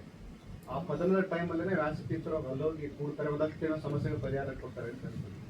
ಈ ಸಿನಿಮಾದಲ್ಲಿ ಅದಕ್ಕೆ ಏನಾದ್ರು ಇಂಟರ್ ಕನೆಕ್ಟ್ ಆಗಿ ಒಂದಷ್ಟು ವಿಷಯ ಹೇಳುವಂಥ ಪ್ರಯತ್ನ ಮಾಡಿದ್ದೀರಾ? ಇಲ್ಲ, ಪತನ ಇನ್ನು ಲೇಟಾಗಿ ಆಗೋದು. ಅಳಿಯ ರಾಮರಾಯನ ಕಾಲದಲ್ಲಿ ಪತನ ಆಗೋದು, ಅಳಿಯ ರಾಮರಾಯನ ಕಾಲದಲ್ಲಿ ಪತನ ಆಗುತ್ತೆ. ಕೃಷ್ಣದೇವರಾಯನ ಕಾಲ ಮತ್ತು ವ್ಯಾಸತೀರ್ಥರ ಕಾಲದವರೆಗೂ ಸಮೃದ್ಧವಾಗಿರುತ್ತೆ. ಪತನಕ್ಕೂ ಅದಕ್ಕೂ ಸಾಕಷ್ಟು ಅಂತರ ಇದೆ. ಅವಾಗೇನು ಅದರ ಸುಳಿವೇ ಇರಲ್ಲ. ಇದರಲ್ಲಿ ಒಂದು ನೀವು ಹೇಳಿದ್ದಕ್ಕೆ ಒಂದು ಇದಂದರೆ ಕುಹಿಯೋಗ ಅಂತ ಒಂದು ಅದೊಂದು ಚರಿತ್ರೆಯಲ್ಲಿ ಬರೋ ಪ್ರಸ್ತಾಪ ಆಗಿರೋದು. ಅದು ಕೃಷ್ಣದೇವರಾಯನ ಕಾಲದಲ್ಲಿ ಒಂದು ಗಂಡಾಂತರದ ಸಮಯ ಇತ್ತು ಅಂತ ಆತ ವ್ಯಾಸರಿದ್ದರನ್ನು ಕೇಳ್ಕೊಂಡಾಗ, ನೀ ಯೋಚನೆ ಮಾಡಬೇಡ, ಆ ಒಂದು 2-3 ಗಳಿಗೆ ಏನೋ ಇರುತ್ತೆ ಅದು, ಆ ಟೈಮ್ನಲ್ಲಿ ನಾನು ಸಿಂಹಾಸನ ಮೇಲೆ ಕೂತ್ಕೊಂಡು ಆ ಗಂಡಾಂತರವನ್ನು ಕಳೆದು ಮತ್ತೆ ನೀನು ಸಿಂಹಾಸನ ಬಿಟ್ಕೊಡ್ತೀನಿ ಅನ್ನೋದು ಒಂದು ಚರಿತ್ರೆಯಲ್ಲಿ ದಾಖಲಾಗಿದೆ. ಬಹಳಷ್ಟು ಪೇಂಟಿಂಗ್ಗಳು ಕೂಡ ಇದೆ ಆ ಥರದ್ದು.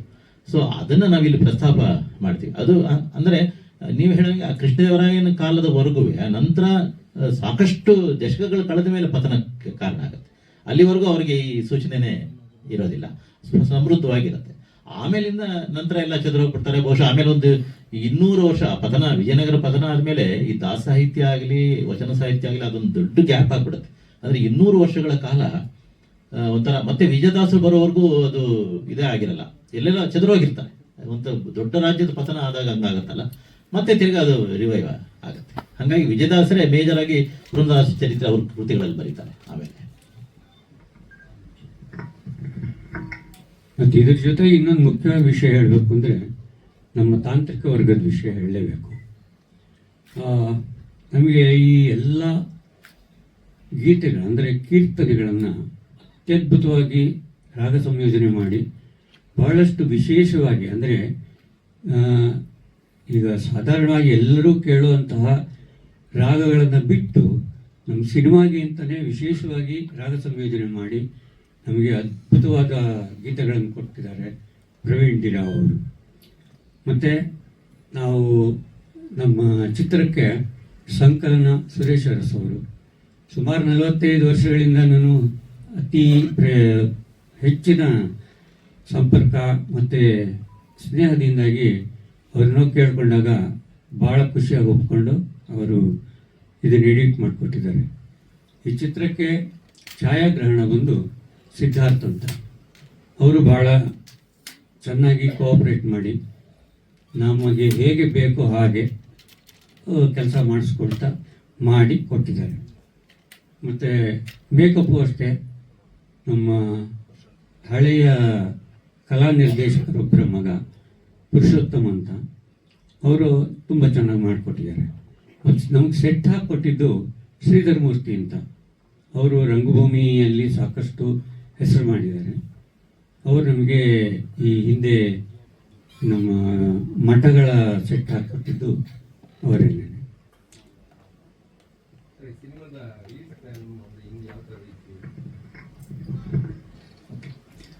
ಎಲ್ಲರಿಗೂ ನಮಸ್ಕಾರ. ನಾನು ವಿಜಯ್ ಭಾಸ್ಕರ್ ಅಂತ, ವೃತ್ತಿಯಲ್ಲಿ ಇಂಜಿನಿಯರ್ ಆಗಿದ್ದು, ಪ್ರವೃತ್ತಿಯಲ್ಲಿ ನಾನು ಥಿಯೇಟರ್, ಕಿರುತೆರೆ ಮತ್ತು ಹಿರಿತೆರೆ ಕಲಾವಿದ. ಅದರ ಜೊತೆಯಲ್ಲಿ ಪ್ರೊಡಕ್ಷನ್ ಡಿಪಾರ್ಟ್ಮೆಂಟಲ್ಲಿ ಅಭಿರುಚಿಯನ್ನು ಬೆಳೆಸ್ಕೊಂಡು ಪ್ರೊಡಕ್ಷನ್ನಲ್ಲಿ ಇವಾಗ ಕೆಲಸ ಮಾಡ್ತಾ ಇದ್ದೀನಿ. ನಾವು 4 ಜನ ಚಿತ್ರವನ್ನು ಮಾಡಬೇಕಂತ ನಿರ್ಧಾರ ಮಾಡಿದ್ಮೇಲೆ ಒಂದು ಮನೆ ಕಟ್ಟಕ್ಕೆ 4 ಪಿಲ್ಲರ್ ಎಷ್ಟು ಇಂಪಾರ್ಟೆಂಟು, ಹಾಗೆ ನಾವು 4 ಜನ ಸೇರಿಕೊಂಡು ಚಿತ್ರ ನಿರ್ಮಾಣವನ್ನು ನಾವು ಶುರು ಮಾಡಿದ್ವಿ. ಸರ್ ಆಗಲೇ ಹೇಳ್ತಾ ಇದ್ರು ಈ ಎಲ್ಲೆಲ್ಲಿ ಶೂಟಿಂಗ್ ಮಾಡಿದೀವಿ ಅಂತ. ಇನ್ನು ಕೆಲವು ಲೊಕೇಶನ್ಗಳಲ್ಲಿ ನಾವು ಈ ಸೋಮನಹಳ್ಳಿಯಲ್ಲಿ ನವೀನ್ ಅವರ ಒಂದು ಮನೆ ಇದೆ, ಸುಮಾರು 300 ವರ್ಷದ ಹಳೆಯ ಮನೆ. ಸೊ ಅದನ್ನು ನಾವು ಈ ಚಿತ್ರಕ್ಕೆ ಬಳಸ್ಕೊಂಡಿದ್ದೀವಿ. ಆಮೇಲೆ ಕನಕಗಿರಿ ಹತ್ರ ಮುಸಲಾಪುರ ಅಂತ ಒಂದು ಹಳ್ಳಿ ಇದೆ, ಅಲ್ಲೂ ಅಷ್ಟೇ ವಿಜಯನಗರ ಸಾಮ್ರಾಜ್ಯ ಕಾಲದಲ್ಲಿ 100 ಪಿಲ್ಲರ್ಸ್ ಇರ್ತಕ್ಕಂಥ ಒಂದು ಮನೆ. ಆ ಜಾಗದಲ್ಲಿ ವ್ಯಾಪಾರಿಗಳ ಸೀನ್ಗಳನ್ನ ನಾವು ಅಲ್ಲಿ ತಗೊಂಡಿದ್ದೀವಿ. ಆನೆಗುಂದಿನಲ್ಲಿ ಶೂಟ್ ಮಾಡಿದ್ದೀವಿ. ಹಾಗೆ ಸಾರ್ ಹೇಳಿದಾಗೆ ಒಂದು ಭವ್ಯವಾದ ಸೆಟ್ ಹಾಕಿ ನಾವು ಈ ಶೂಟಿಂಗಿಗೆ ಎಲ್ಲ ಬಳಸ್ಕೊಂಡಿದ್ದೀವಿ. ಮತ್ತು ಈ ಚಿತ್ರಕ್ಕೆ ನಮ್ಮ ಪದ್ಮಕಲಾ ಅವರು ಕಲೆ ಅಂದರೆ ಆರ್ಟ್ ಡಿಪಾರ್ಟ್ಮೆಂಟು, ವಸ್ತ್ರ ವಿನ್ಯಾಸ, ಜ್ಯುವೆಲರಿ ಇರ್ಬೋದು. ನೀವು ಈ ಶೋ ರೀಲ್ ಮತ್ತು ನೀವು ಈ ಟ್ರೈಲರ್ ನೋಡಿದಾಗ ನಿಮಗೆ ಗೊತ್ತಾಗುತ್ತೆ, ಸುಮಾರು ಸಾಕಷ್ಟು 200ಕ್ಕೂ ಹೆಚ್ಚು ಕಲಾವಿದರು ಇದರಲ್ಲಿ ಅಭಿನಯಿಸಿದ್ದಾರೆ. ಎಷ್ಟೊಂದು ಜನಕ್ಕೆ ಕ್ಯಾಮ್ರಾ ಫೇಸ್ ಮಾಡಿದವರಲ್ಲ. ಹಾಗಾಗಿ ಸಾಕಷ್ಟು ಭಜನಾ ಮಂಡಳಿಗಳು, ಆಮೇಲೆ ಭಕ್ತರು, ದಾಸರ ಭಕ್ತರು, ನಾವು ಒಂದು ಕಾಲ್ ಮಾಡಿದ್ದಕ್ಕೆ ಅವರೆಲ್ಲ ಬಂದು ವಸ್ತ್ರಗಳನ್ನ ಎಲ್ಲ ಹಾಕ್ಕೊಂಡು, ಆಮೇಲೆ ಎಷ್ಟೊಂದು ಕಲಾವಿದರು ಈ ವಿಗ್ಗಳನ್ನ ಹಾಕ್ಕೊಂಡು ಬೆಳಗ್ಗಿಂದ ಸಾಯಂಕಾಲ ತನಕ ಕೂತ್ಕೊಳ್ಳೋದೇ ಒಂದು ಚಾಲೆಂಜು. ಹಾಗಾಗಿ ಅಷ್ಟು ಜನಕ್ಕೂ ಪದ್ಮಕಲಾ ಮೇಡಮ್ ಅವರು ವಸ್ತ್ರ ವಿನ್ಯಾಸ ಮಾಡಿ ಯಾರ್ಯಾರಿಗೆ ಜ್ಯುವೆಲರಿ ಬೇಕು, ಏನೇನು ಬೇಕು ಅಂತ ಎಲ್ಲವನ್ನು ಅಚ್ಚುಕಟ್ಟಾಗಿ ಅಲ್ಲಲ್ಲಿ ಒಂದೊಂದು ಬಾಕ್ಸಲ್ಲಿ ಇಟ್ಕೊಂಡು ಅದನ್ನು ಸಮಯಕ್ಕೆ ಸರಿಯಾಗಿ ಶೂಟಿಂಗಿಗೆ ಎಲ್ಲ ತಂದುಕೊಟ್ಟು ಅವರು ತುಂಬ ಚೆನ್ನಾಗಿ ಆ ಡಿಪಾರ್ಟ್ಮೆಂಟನ್ನು ನಿಭಾಯಿಸಿದಾರಂತ ನೀವು ಸಿನಿಮಾವನ್ನು ನೋಡಿದಾಗ ಇನ್ನೂ ಚೆನ್ನಾಗಿ ಗೊತ್ತಾಗುತ್ತೆ. ಹಾಗಾಗಿ ಈ ಪ್ರೊಡಕ್ಷನ್ ಡಿಪಾರ್ಟ್ಮೆಂಟಲ್ಲಿ ನಾನು ಎಲ್ಲ ಕೆಲಸಗಳನ್ನ ಮಾಡ್ತಾ ಬಂದೆ. ಹಾಗೆ ಯಾರೋ ಕೇಳಿದ್ರು ರಿಲೀಸ್ ಬಗ್ಗೆ. ಇವಾಗ ನಾವು ಸೆನ್ಸರ್ ಆಗಿ ರಿಲೀಸ್ ಹಂತದಲ್ಲಿದ್ದೇವೆ. ಈಗ ರಿಲೀಸ್ ಏಪ್ರಿಲ್ 17 ರಾಜ್ಯಾದ್ಯಂತ ರಿಲೀಸ್ ಮಾಡಬೇಕಂತ ಈಗ ನಾವು ಒಂದು ಪ್ಲ್ಯಾನ್ ಮಾಡ್ಕೊಂಡಿದ್ದೀವಿ. ಅದರ ಕಾರ್ಯಕ್ರಮನೇ ಇವತ್ತು ಇದೊಂದು ಪ್ರೆಸ್ ಮೀಟ್. ಈ ಪ್ರೆಸ್ ಮೀಟಲ್ಲಿ ನಾವೆಲ್ಲ ಅನೌನ್ಸ್ ಮಾಡಿ ರಿಲೀಸ್ಗೆ ಎಲ್ಲ ಸಿದ್ಧತೆಗಳನ್ನು ನಾವು ಮಾಡ್ಕೊಳ್ತಾ ಇದ್ದೀವಿ. ಪದ್ಮಕಲಾ ಮೇಡಮ್ ಅವರು ಈ ಚಿತ್ರದಲ್ಲಿ ತಮ್ಮ ಅನುಭವವನ್ನು ಒಂದೆರಡು ಹಂಚ್ಕೋಬೇಕಂತ ಕೇಳ್ತೀನಿ. ಇಲ್ಲಿ ಇನ್ನೊಂದು ಮುಖ್ಯವಾದ ನಾನು ಹೇಳಲೇಬೇಕು ಏನಂದರೆ, ತಂತ್ರಜ್ಞರ ವಿಶೇಷವಾಗಿ ಹೇಳಬೇಕು ಅಂತ ನಾನು ಅವಾಗ ಹೇಳಕ್ಕೆ ಹೋದೆ, ಅಷ್ಟೊತ್ತು ಮಧ್ಯದಲ್ಲಿ ಏನೋ ಡಿಸ್ಟರ್ಬ್ ಆಯಿತು. ಈ ಚಿತ್ರಕ್ಕೆ 4 ಕಂಬಗಳೇ ಆದರೂ ಕೂಡ 4 ಜೊತೆಗೆ 5 ಕಂಬಗಳ ಥರದಲ್ಲಿ ನಮಗೆ ಇಲ್ಲಿ ಕೆಲಸಗಳಾಗಿದ್ದು. ಆ ನಡುವೆ ಒಂದು ಮುಖ್ಯವಾದ ಒಂದು ಕಂಬ ಇರಬೇಕು. ಇದು 4 ಕಂಬಗಳು, ನಾವು 4 ಜನದ ಜೊತೆಗೆ ಪದ್ಮಕಲಾ ಅವರು 5ನೇ ಕಂಬ ಆಗೂ ಮಧ್ಯೆ ನಿಂತಿದ್ರು. ಅಂದರೆ ಇದರೊಳಗೆ ನಮಗೆ ಇಡೀ ಸಿನಿಮಾಕ್ಕೆ ಏನೆಲ್ಲ ಕಾಸ್ಟ್ಯೂಮ್ ಆಗಿದೆ ಅದನ್ನು ತಾವೇ ಸ್ವತಃ ಹಗಲು ರಾತ್ರಿ ಕೂತು ಎಷ್ಟೋ ರಾತ್ರಿಗಳು ಫೋನ್ ಮಾಡಿ ಡಿಸ್ಕಸ್ ಮಾಡಿ ಹೀಗೆ ಮಾಡ್ಬೋದಾ ಹಾಗೆ ಮಾಡ್ಬೋದಾ ಈ ಡಿಸ್ಕಷನ್ನು ಇತ್ಯಾದಿಗಳು. ಇದ್ರ ಜೊತೆ ಜ್ಯುವೆಲ್ಸು ಮತ್ತು ಸೆಟ್ಟಿನ ವಿಷಯ, ಆಮೇಲೆ ಏನೇನೆಲ್ಲ ಎಲ್ಲೆಲ್ಲಿ ಏನೇನು ಬೇಕು, ಏನೇನು ಪ್ರಾಪರ್ಟಿ ಬೇಕು, ಇವುಗಳ ಬಗ್ಗೆ ಎಲ್ಲ ಸುಮಾರು ರಾತ್ರಿ ಹಗಲು ಅಂದಂಗೆ ಇಡೀ ಊರೆಲ್ಲ ಸುತ್ತಾಡಿ ಎಲ್ಲ ಕಲೆಕ್ಟ್ ಮಾಡಿ ನ್ಯಾಚುರಲ್ ಆಗಿ ಏನೆಲ್ಲ ಆಗಬೇಕು, ಆ ಕಾಲದಲ್ಲಿ ಯಾವ್ಯಾವ ರೀತಿಯಲ್ಲಿ ನಮಗೆ ಈ ಪ್ರಾಪರ್ಟಿಗಳು ಇರ್ತಾ ಇತ್ತು ಅನ್ನೋದನ್ನೆಲ್ಲ ಹುಡುಕಿ ಕೆದಕಿ ತಗೊಂಡು ಬಂದು ಇದಕ್ಕೆ ಬಹಳ ಅದ್ಭುತವಾಗಿ ವ್ಯವಸ್ಥೆಗಳು ಮಾಡಿಕೊಟ್ಟಿದ್ದಾರೆ. ಪ್ರತಿಯೊಂದು ಪಾತ್ರಗಳ ಕಾಸ್ಟ್ಯೂಮ್ಗಳು ಅವ್ರು ಹೊಲಿದಿದ್ದಾರೆ. ಕೆಲವು ಮಾತ್ರನೇ ನಾವು ಹೊರಗಿಂದ ತಂದಿದ್ದೀವಿ ಅಷ್ಟೇ ಹೊರತು ಬಾಡಿಗೆಗೆ. ಬಟ್ ಆಲ್ಮೋಸ್ಟ್ 90 ಭಾಗ ಎಲ್ಲರ ಪಾತ್ರಗಳ ವಸ್ತ್ರ ವಿನ್ಯಾಸ ಮತ್ತು ವಸ್ತ್ರದ ಹೊಲಿಗೆಯನ್ನು ಕೂಡ ರಾತ್ರಿ ಹಗಲು ಕೂತು ಹೊಲಿದು ಸಿದ್ಧ ಮಾಡಿದ್ದಾರೆ. ಸೊ ಇದು 5ನೇ ಕಂಬ ಅಂತ ಯಾಕೆ ಹೇಳ್ತೀನಿ ಅಂದರೆ, ಮುಖ್ಯವಾಗಿ ಈ ಸಿನಿಮಾ ಆಗೋ ಕಾರಣನೇ ಅವರು. ಹಾಗಾಗಿ ಅವರೇ ಇದಕ್ಕೆ ಮುಖ್ಯವಾದ ಒಂದು ಮೇನ್ ಪಿಲ್ಲರು. ಅವರು ಒಂದು 4 ಮಾತಾಡ್ತಾರೆ. 5ನೇ ಕಂಬ ಅಂತ ಮಂಜೂರು ಹೇಳಿದ್ರು, ನಾನು ಇನ್ನು 6ನೇ ಕಂಬ ಅನ್ನೋದನ್ನು ಸೇರಿಸ್ತೀನಿ. ಈ 6ನೇ ಕಂಬ ಏನು ಅಂದರೆ, ನಿಮ್ಗೆಲ್ಲರಿಗೂ ಗೊತ್ತಿರ್ತೇವೆ, ಒಂದು ಸಿನಿಮಾಗೆ ಬಂಡವಾಳ ಅತ್ಯಂತ ಮುಖ್ಯ. ಬಂಡವಾಳ ಇಲ್ಲದೆ ಯಾವ ಸಿನಿಮಾನು ಮಾಡೋಕ್ಕಾಗಲ್ಲ. ಹಾಗಾಗಿ ಇದರ ಆರಂಭಿಕ ಬಂಡವಾಳದಿಂದ ಹಿಡಿದು ಸಿನಿಮಾದ ಕೊನೆಯ ಹಂತ ಮುಗಿಸೋವರೆಗೂ ಬಂಡವಾಳ ನಾವು ಈ ಚಿತ್ರದಲ್ಲಿ ಪದ್ಮಕಲಾ ಗುಂಡೂರಾವ್ ಕುಟುಂಬ ಅರ್ಪಿಸುವ ಅಂತ ಹಾಕಿದ್ದೀವಿ. ಅದರ ಉದ್ದೇಶನ ಏನೆಂದರೆ, ಈ ಸಿನಿಮಾದ ಬಂಡವಾಳ ಪದ್ಮಕಲಾ ಕುಟುಂಬದಿಂದ ಬಂದಿದೆ. ಅದರ ಬಗ್ಗೆ ಅವರೇ ಹೇಳ್ತಾರೆ. ಇದು ತುಂಬ ಹೇಳಕ್ಕೆ ಒಂಥರ ಏನೋ ತುಂಬ ಮಾತಾಡ್ತಾ ಇರ್ತೀವಿ ನೀವೆಲ್ಲ ದೊಡ್ಡ ಪ್ರೆಸ್ ರಿಪೋರ್ಟರ್ಗಳು. ನಾವು ಮಾತಾಡೋಕ್ಕೂ ನಿಮ್ಮ ಮೂಲಕ ಪ್ರಪಂಚ ತಲುಪೋಕ್ಕೂ ತುಂಬ ಹುಷಾರಾಗಿ ಮಾತಾಡಬೇಕು. ಅಂದರೆ ನಮ್ಮ ಮನಸ್ಸಲ್ಲಿ ಇದ್ದಿದ್ದೇ ಮಾತಾಡೋದು. ಯಾಕೆ ಕರೆಕ್ಟಾಗಿ ನಾವು ಮಾಹಿತಿನ ನಿಮಗೆ ಕೊಡಬೇಕಾಗುತ್ತೆ. ಈ ಸಿನಿಮಾ 15 ವರ್ಷಕ್ಕೆ ಮುಂಚೆ ದೈವ ಸಂಕಲ್ಪ ಅಂತ ಹೇಳ್ತೀನಿ ನಾನು. ಯಾವುದೇ ಒಂದು ಸತ್ಸಂಕಲ್ಪ ಅನ್ನೋದು ನೆರವೇರುತ್ತೆ ಅಂತಾರಲ್ಲ, ಹಾಗೆ ನನಗೆ ಚಿಕ್ಕ ಹುಡುಗಿಯಿಂದ ದಾಸರುಗಳ ಬಗ್ಗೆ ಓದೋದು, ದಾಸರ ಬಗ್ಗೆ ತಿಳ್ಕೊಳ್ಳೋದು, ಒಂದೊಂದು ಹಾಡಲ್ಲೂ ಏನಾದ್ರು ಒಳ್ಳೇದಿದ್ರೆ ಅಳವಡಿಸ್ಕೊಳ್ಳೋದು, ಈ ಥರ ಎಲ್ಲ ತುಂಬ ಚಿಕ್ಕವಳಿಂದನೇ ಮಾಡ್ತಾ ಇದ್ದೆ. ಇದಕ್ಕೆ ಒಂದು ಸಣ್ಣ ಲಿಂಕ್ ಕೊಡ್ತೀನಿ. ಇವರು ಪ್ರೆಸ್ ಅವ್ರು ಕೇಳಿದ್ರು, ಈಗಿನ ಕಾಲದಲ್ಲಿ ಇದೆಲ್ಲ ನೋಡ್ತೀವಿ ನಾವು, ಏನೋ ಮಾಕು ಅದೇನೇನೋ ಸಿನಿಮಾ, ಆದರೆ ಇದನ್ನ ಯಾಕೆ ಈ ಥರ ಇದು ಅಂತ. ಕಾರಣ ಏನು ಗೊತ್ತಾ? ಅದಕ್ಕೆ ನಾವಲ್ಲ ಕಾರಣ, ನಮ್ಮ ತಂದೆ ತಾಯಿಗಳು. ಅವರು ನಮಗೆ ಯಾವ ರೀತಿ ನಮಗೆ ಏನು ಓದೋದು ಕೊಟ್ಟಿರ್ತಾರೆ, ಏನು ಕಥೆಗಳು ಹೇಳಿರ್ತಾರೆ, ಏನು ತಿಳಿಸಿರ್ತಾರೆ. ನಾವೆಲ್ಲ ಮಹಾಭಾರತ, ರಾಮಾಯಣ ಚಿಕ್ಕ ಮಕ್ಳಿಗಿರೋದೇ ಇರುತ್ತಾ ಇತ್ತು. ಭಕ್ತ ವಿಜಯ ಸಂಸ್ಕಾರ ಅದು ತುಂಬ ಇಂಪಾರ್ಟೆಂಟು. ಈಗ ನಾವು ಮಕ್ಕಳು ಬರಲ್ಲ ರೀ ಅಂತ ಹೇಳೋಕ್ಕಿಂತ ಕರ್ಕೊಂಡು ಹೋಗ್ತಾ ಇರೋರು ಯಾರು ನಾವು? ಹೌದಾ ಬಿಡು ಪರವಾಗಿಲ್ಲ ಅಂದ್ಬಿಟ್ಟು ಹೊಟ್ಟೋಗ್ತಾ ಇರ್ತೀವಿ. ಇಲ್ಲಮ್ಮ ನೀ ತಿಳ್ಕೊ ಹೀಗೆ ಅಂತ ಹೇಳ್ಕೊಟ್ಟಾಗ ಅವ್ರು ತಿಳ್ಕೊತಾರೆ.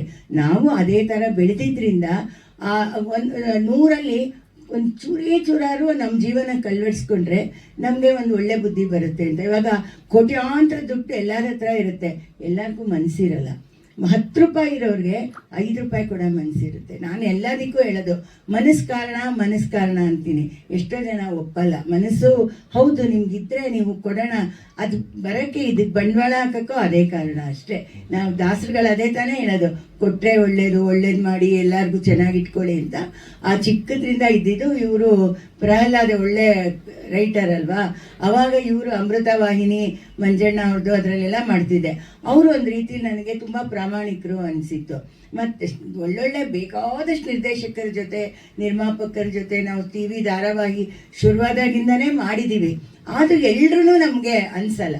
ಯಾವುದೋ ಒಂದು ಇದರಲ್ಲಿ ಇವರು ನಮಗೆ ಪ್ರಾಮಾಣಿಕರು ಅಂತ ಅನ್ನಿಸ್ದಾಗ ನಮ್ಮ ತಾಯಿ ಭಾಳ ಇಷ್ಟಪಟ್ಟರು. ನೋಡಿ ನಿಂಗೆ ಯಾರೂ ದುಡ್ಡೇ ಕೊಡೋಲ್ಲ ಅಂತದ್ರಲ್ಲಿ ಅವರು 3 ವರ್ಷ ಆದಮೇಲೂ ತಂದುಕೊಟ್ಟು ಅದು ಒಬ್ಬರು ಮನಸ್ಸಲ್ಲಿ ಹಚ್ಚೊತ್ಬಿಡುತ್ತೆ, ಇವ್ರು ಒಳ್ಳೆಯವರು, ನಾವು ಏನಾದ್ರು ಮಾಡಿದ್ರು ಇವ್ರ ಜೊತೆ ಮಾಡ್ಬೋದು ಅಂತ. ಇದೊಂದು ಆಸೆ ಇತ್ತು ನನಗೆ, ಸೀರಿಯಲ್ ಮಾಡಬೇಕು 4 ಜನ ದಾಸರುಗಳದು ಅಂತ. ಆವಾಗ ಪ್ರಹ್ಲಾದು ನಾನು ನಿಜವಾಗ್ಲೂ ಹೇಳ್ತಾ ಇದ್ದೀನಿ, ಅವತ್ತು ನನ್ನ ಮನಸ್ಸಲ್ಲಿ ಬಂದಿದ್ದು ನಾನೇನಾದ್ರು ಸೀರಿಯಲ್ಲು ಸಿನಿಮಾ ಅಂದ್ಕೊಂಡೇ ಇರಲಿಲ್ಲ ಬಿಡಿ. ಸೀರಿಯಲ್ ಮಾಡಿದ್ರೆ ಪ್ರಹ್ಲಾದ್ ಇದನ್ನೆಲ್ಲ ಬರಿಬೇಕು, ಮಂಜಣ್ಣ ನಿರ್ದೇಶನ ಮಾಡಬೇಕು ಅಂತ. ಅದು ಯಾವ ಟೈಮಲ್ಲಿ ನಾನು ಅಂದ್ಕೊಂಡೋ ಗೊತ್ತಿಲ್ಲ. 15 ವರ್ಷ ಆದಮೇಲೆ ದೇವ್ರು ನೆರವೇರಿಸ್ದೆ. ಅವಾಗೆಲ್ಲ ಕೇಳಕ್ಕೆ ಹೋದಾಗ ನೀವೇನೇ ಎಲ್ಲ ತರಬೇಕು, ನೀವೇ ಇದೇನು ಮಾರ್ಕೆಟಿಂಗ್ ಮಾಡಬೇಕು ಅಂದರು. ಸುಮ್ಮನಾಗೋದ್ವಿ, ನಮ್ಮ ಕೈಲಾಗಲ್ಲ ಅಂತ. ಈ 15 ವರ್ಷದ ಮೇಲೆ ಜಗನ್ನಾಥ ದಾಸರು ಸಿನಿಮಾ ಮಾಡುವಾಗ ಅದಕ್ಕೆ ನಾನು ಇವರೇ ಅದಕ್ಕೂ ಸಜೆಸ್ಟ್ ಮಾಡಿದ್ದು. ನನಗೆ ಗೊತ್ತಿಲ್ಲದೇ ಅದು ಸಿಕ್ಕಿದ್ದು, ಅದರಲ್ಲಿ ಇವ್ರ ಹೆಸರಿತ್ತು, ನೋಡಿ ಮಾತಾಡಿದ್ದು ನಾನು. ಆವಾಗ ಆ ಸಿನಿಮಾಗೆ ಆರ್ಟ್ ಡೈರೆಕ್ಷನ್ನು, ಕಾಸ್ಟ್ಯೂಮು ಮತ್ತು ಏಕೆಂದರೆ ಸಂಪ್ರದಾಯ ನಾವು ಯಾವುದೇ ಮಾಡಿದ್ರೂ ಸಂಪ್ರದಾಯನ ಕರೆಕ್ಟಾಗಿ ತೋರಿಸ್ಬೇಕು. ಯಾರದೇ ಇದ್ದವ್ರದ್ದು ತೆಗೆದ್ರೂ ಅದೊಂದು ನಮಗೇನೋ ಸ್ವಲ್ಪ ನಾಲೆಡ್ಜ್ ಮನೆಗಳಲ್ಲಿ ಮಾಡ್ತಾ ಇದ್ದಿದ್ದರಿಂದ ನೋಡ್ತಾ ಇದ್ದಿದ್ದರಿಂದ ಇತ್ತು. ಅವ್ರಿಗೆ ಹೇಳಿದಾಗ ಆ ತಾಯಿ ಪಾತ್ರನೂ ಮಾಡಿದೆ ಇದರಲ್ಲಿ. ಅದಾದಮೇಲೆ ನನಗೆ ಯಾಕೆ ನಾವು ನಾಟಕ ಮಾಡಬಾರ್ದು, ಏಕೆಂದರೆ ಅವರು ಆಲ್ರೆಡಿ ಅವ್ರ ಪಾಪ ಜೀವನ ಚರಿತ್ರೆಗಳು ತೆಗಿತಿದ್ದಾರೆ. ಇವ್ರ ಹತ್ರ ಹೇಳ್ಕೊಂಡಾಗ ಇವರು ನೋಡಿ ನಾನೊಂದು ಕತೆ ಬರೆದಿದ್ದೀನಿ, ವಿಜಯನಗರ ಸಾಮ್ರಾಜ್ಯದ ಟೈಮಲ್ಲಿ ಇದ್ದಂಥ ಇವ್ರದ್ದು, ಇದನ್ನು ಮಾಡೋಣ ಅಂದರು. ಹ್ಞೂ ಅಂತ ಒಪ್ಕೊಂಡ್ಬಿಟ್ಟೆ. ಆದರೆ ದುಡ್ಡು ಬೇಕಲ್ಲ, ಇವ್ರು 20 ಲಕ್ಷದಲ್ಲಿ ಆಗೋಗುತ್ತೆ ಅಂದರು. ನಾವು 4 ಜನನೂ ಹಾಕ್ಬಿಡೋಣ ಅಂದ್ಬಿಟ್ಟು ಅವಾಗಿಂದ ಇತ್ತಲ್ಲ, ಇವರು ನಮಗೆ ಇವ್ರ ಫ್ರೆಂಡ್ ಇವರು, ಆದ್ದರಿಂದ ಅವರು ನಮಗೆ ಒಂದು ಇದನ್ನಿಸ್ತು. ಅವಾಗೇನು ಮಾಡಿದ್ವಿ, 4 ಜನನೂ ಕೂತ್ಕೊಂಡು ಇದ್ರ ಬಗ್ಗೆ ಎಲ್ಲ ಮಾತಾಡ್ಕೊಂಡ್ವಿ. ಆದರೆ ಇದಕ್ಕೆ ಇಳಿದಾಗ ಗೊತ್ತಾಯಿತು ಅಷ್ಟು ಸುಲಭ ಅಲ್ಲ. ಸಿನಿಮಾ ಅನ್ನೋದು ಆಳದಲ್ಲಿ ಬಿದ್ದಾಗ ಒಂದೊಂದು ಮುಗಿತಾನೇ ಇಲ್ಲ ಇದರೊಳಗೆ. ಆವಾಗ ನಿಜವಾಗ್ಲೂ ನನಗೆ ಸಹಾಯಕ್ಕೆ ಬಂದವರು ನನ್ನ ಮಕ್ಕಳು, ಅಳಿಯಂದರು, ಕೆಲವು ರಿಲೇಟಿವ್ಸು, ಆಮೇಲಿಂದ ಕೆಲವು ಫ್ರೆಂಡ್ಸು ಇಲ್ಲೇ ಇದ್ದಾರೆ, ಇಲ್ಲೂ ಒಬ್ರು ಇದ್ದಾರೆ. ಅದು ಯಾಕೆ ನಾವು ಈ ಟೈಮಲ್ಲಿ ಹೇಳೋದು ಬಿಟ್ಟರೆ ಅದಕ್ಕೆ ವ್ಯಾಲ್ಯೂ ಇರಲ್ಲ. ಹೌದೋ ಇಲ್ವಾ? ಯಾವುದೇ ಒಂದು ಕೆಲಸ, ಒಳ್ಳೆ ಕೆಲಸ ಆಗಬೇಕಾದ್ರೆ ಎಲ್ಲರ ಅವಾಗ ಇನ್ನೂ ಒಂದು ಹೇಳ್ತೀನಿ ಕೇಳಿ. ನಾನೇನು ತಿಳ್ಕೊಂಡ್ಬಿಟ್ಟಿದ್ದೆ ಅಂದರೆ, ಇನ್ವೆಸ್ಟ್ನ ಯಾರು ಬೇಕಾದ್ರೂ ಮಾಡ್ತಾರೆ, ನಾವು ಒಳ್ಳೆಯವರಲ್ವಾ, ನಂಬಿಟ್ಟು ಎಲ್ಲ ಕೊಟ್ಬಿಡ್ತಾರೆ ಅಂದ್ಕೊಂಡ್ಬಿಟ್ಟಿದ್ದೆ. ಹೋಗ್ಬಿಟ್ಟು ನೀವು ಇನ್ವೆಸ್ಟ್ ಮಾಡ್ತೀರಾ ಅಂತಿದೆ. ಅವರು ನೋಡೋಣ ಆಗಲಿ, ಆಮೇಲೆ ಅಲ್ಲ ಆಗಲಿಲ್ಲ. ಅವಾಗ ನನಗೆ ಅವಾಗ ಇದೆಲ್ಲ ಹಿಂಗಾಗೋದಲ್ಲ. ಈಗ ಸುಳ್ಳು ಹೇಳೋರಿಗೆ ಕೊಟ್ಬಿಡ್ತಾರೆ ಎಲ್ಲರೂ. ಆದರೆ ನಾವು ನಿಜವಾಗ್ಲೂ ಅದು ತೋರಿಸ್ಬೇಕಲ್ಲ. ನನ್ನ ಮೇಲೆ ನಿಜವಾಗ್ಲೂ ನಂಬಿಕೆ ಇರೋ ಅಂಥವ್ರು ಕೆಲವೇ ಜನ ಕೊಟ್ಟರು ಅದು ತುಂಬ ಸಾರ್ಥಕವಾದ ಒಂದು ಒಳ್ಳೆ ಸಿನಿಮಾಕ್ಕೆ ಹೋಗಿದೆ. ಅದು ವಾಪಸ್ ಬರಬೇಕಾದ್ರೆ ನಾವು ಎಲ್ಲ ಮರ್ಯಾದೆ ಉಳಿಬೇಕಲ್ಲ ಅಲ್ವಾ? ಎಲ್ಲ ನಂಬಿಕೆ ತಾನೇ ತುಂಬ ಇಂಪಾರ್ಟೆಂಟು. ಯಾವ್ಯಾವುದೋ ಸಂದರ್ಶನ ನೋಡಿದಾಗೆಲ್ಲ ಭಯ ಆಗುತ್ತೆ, ಅವರೆಲ್ಲ ನಿರ್ಮಾಪಕರಿಗೆಲ್ಲ ಹಿಂಗಾಗೋಯ್ತು. ಆದರೆ ನಾನು ಮಾತ್ರ ಕೃಷ್ಣನ್ ನಂಬಿದ್ದೀನಿ. ಆ ಕೃಷ್ಣನೇ ನಡೆಸ್ತಾ ಇದ್ದಾನೆ ಅಂದ್ಕೊಂಡಿದ್ದೀನಿ. ಆ ಕೃಷ್ಣನಿಂದ ನಿಜವಾಗ್ಲೂ ನಮ್ಮ ಸಿನಿಮಾ ಚೆನ್ನಾಗಿ ಹೋಗುತ್ತೆ. ನೀವಂಥವ್ರೆಲ್ಲರ ಸಹಕಾರ ಇದೆ. ಇಡೀ ಪ್ರಪಂಚದಾದ್ಯಂತ ಈ ಸಿನಿಮಾನ ನಾವು ಬಿಡುಗಡೆ ಮಾಡಬೇಕು ಅಂತಿದ್ದೀವಿ. ಪ್ರಹ್ಲಾದು, ಮಂಜಣ್ಣ, ವಿಜಯ ಭಾಸ್ಕರು, ಇದು ದೇವರು ಮಾಡಿಸಿದಂಥ ಟೀಮು. ಕೆಲವ್ರು ಹೇಳ್ಬೋದು ಅವ್ರನ್ನ ತೊಗೊಂಡ್ರಿ, ಇವ್ರನ್ನ ತೊಗೊಂಡ್ರಿ, ಹಾಗೆ ಹಿಂಗೆ ಅಂಥವ್ರು ಸಿಗ್ತಾ ಇದ್ರಲ್ಲ ಇಂಥ. ಆದರೆ ಯಾರೂ ಅಲ್ಲ, ಯಾರೇ ಏನೇ ಮಾಡಬೇಕಾದ್ರು ಹರಿಚಿತ್ತ. ಅದೇನಾಗುತ್ತೋ ಅದೇ ಸತ್ಯ ಅಂದ್ಕೊಂಡಿದ್ದೀವಿ ನಾವು. ದೇವರು ನಂಬೇನೆ ಈ ಸಿನಿಮಾ ಮಾಡಿದ್ದೀವಿ. ಆ ದೇವರೇನೆ ನಡೆಸ್ಕೊಂಡಿದ್ದಾನೆ. ಆ ದಾಸರು, ಯತಿಗಳು ಮತ್ತು ನಿಮ್ಮಂಥ ಎಲ್ಲರೂ ಅವ್ರ ರೂಪದಲ್ಲೇ ಎಲ್ಲರೂ ಇರ್ತೀರ. ಎಲ್ಲರಿಂದ ಇದೊಂದು ಕೃಷ್ಣನ ದಯದಿಂದ ಚೆನ್ನಾಗಾಗಬೇಕು ಅಷ್ಟೇ ನಾನು ಕೇಳ್ಕೊಳ್ಳೋದು. ನನ್ನ ಮನಸ್ಸಲ್ಲಿ ಇದ್ದಿದ್ದ ಇದನ್ನ ಪೂರ್ತಿ ಹೇಳಿದ್ದೀನಿ. ಇದಕ್ಕೆ ಟೈಟಲ್ ಸಾಂಗ್ ಬರೆದವರು ಇವರು. ಅದೇನಾಯ್ತು ಅಂದರೆ 7-8 ಜನ ಎಲ್ಲ ಇವರೇ ಹಾಡಿದಾರಲ್ಲ. ನನ್ನ ಮಗಳು ಅಮೇರಿಕಾಲಿದ್ದಾಳೆ, ಅವಳು ಸಂಗೀತ ಇದು ಮಾಡ್ತಾಳೆ. ಎಲ್ಲರೂ ನೀವ್ಯಾಕೆ ಹಾಡಿಲ್ಲ ಅಂತ ಕೇಳಿದ್ರಂತೆ. ಇಲ್ಲ, ಅದಿರೋದೆಲ್ಲ ದಾಸರುಗಳದು ಅಂದಾಗ ಟೈಟಲ್ ಸಾಂಗ್ ಹಾಡಿ ಅಂದ್ರಂತೆ. ಆವಾಗ ಕೇಳಿ ಪ್ರಹ್ಲಾದ್ 10 ನಿಮಿಷದಲ್ಲಿ ಆ ಹಾಡು ಬರೆದ್ರು. ಅವಳು ಅಲ್ಲಿಂದ ಬಂದು ಪ್ರವೀಣ್ ಡಿ ರಾವ್ ಆ ಕ್ಷಣ ಅದಕ್ಕೆ ಮ್ಯೂಸಿಕ್ ಮಾಡಿದ್ರು. ಅದೊಂಥರ ಸಿಂಪಲ್ ಆಗಿ ಎಲ್ಲರ ಬಾಯಲ್ಲೂ ನಲ್ದಾಡ ಆಗಿದೆ. ಅದೊಂದು ಪುಣ್ಯ ಸಿಕ್ತು. ಅದನ್ನೂ ಚೆನ್ನಾಗಿ ದಿವ್ಯಾ ರಮೇಶ್ ಅಂತ ಅವ್ರುಗಳು ಇವಾಗ ಅಲ್ಲೆಲ್ಲ ಇದ್ರ ಬಗ್ಗೆನೇ ಎಲ್ಲ ಇದು ಮಾಡ್ತಾ ಇದ್ದಾರೆ. ಆಮೇಲೆ ನೀವು ನೋಡ್ದಂಗೆ ಅಲ್ಲಿ ಪುಟ್ಟ ಮಕ್ಕಳುಗಳು ಆಸ್ಟ್ರೇಲಿಯಿಂದ ಆ ಟೈಮಿಗೆ ಬಂದಿದ್ರು, ಜರ್ಮನಿಯಿಂದ ಬಂದಿದ್ರು, ಅವ್ರುಗಳು ಎಲ್ಲ ಮಾಡಿದ್ದಾರೆ. ಆದ್ರಿಂದ ಮುಂದೆ ನಮಗೆ ಅವ್ರ ಕನ್ನಡ ಸಂಘಗಳಲ್ಲಿ ನಾವೆಲ್ಲ ತೋರಿಸ್ತೀವಿ ಅಂತ ಹೇಳಿದ್ದಾರೆ. ಅದೊಂದು ಧೈರ್ಯ ಇದೆ. ಒಟ್ಟಿನಲ್ಲಿ ಧೈರ್ಯ ಅಂತೂ ಇದೆ, ಮಾಡಿಬಿಟ್ಟಿದ್ದೀವಿ. ಈಗ ಗೆಲ್ಸೋದೆಲ್ಲನೂ ಜನಗಳ ಕೈಯಲ್ಲಿರೋದು, ದೇವ್ರ ಕೈಯಲ್ಲಿರೋದು.